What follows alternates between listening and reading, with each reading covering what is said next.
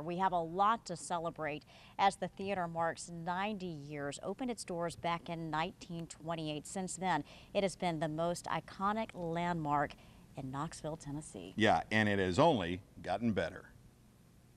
Looking for the most iconic place in downtown Knoxville? Well, here's your sign.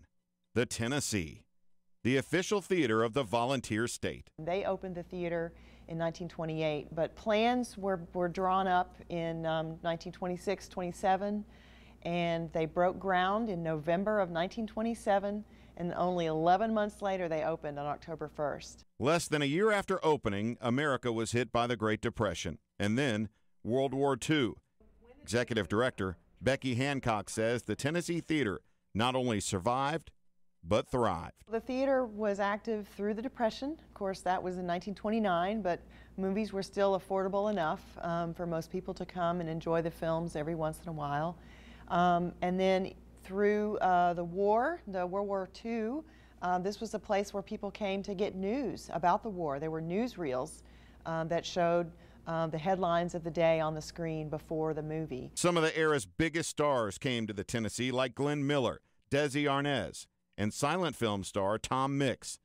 But things changed in the 1950s and the invention of television. This theater never was, so it limped along through the 1950s and 60s, and then finally it closed in 1977. But that was just the first act for the mighty Tennessee. In 1996, the theater became a nonprofit and was donated to an organization that would preserve it for the long haul, and that meant an eventual renovation and restoration.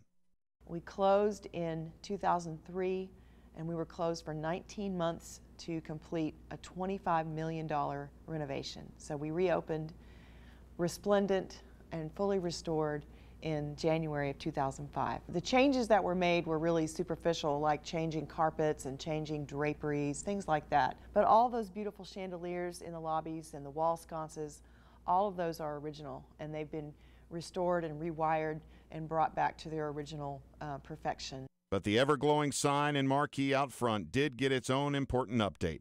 They also made changes to the stage and added dressing rooms to make sure the Tennessee was the perfect venue for live performances.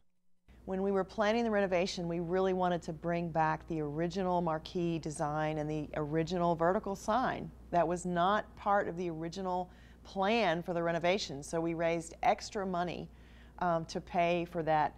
With 90 years of memories behind her and many more years ahead, this beautiful theater looks far from having a curtain call. That is a joy for me, to sit and watch people experience the theater and the entertainment on the stage, but just even the place itself is a form of entertainment.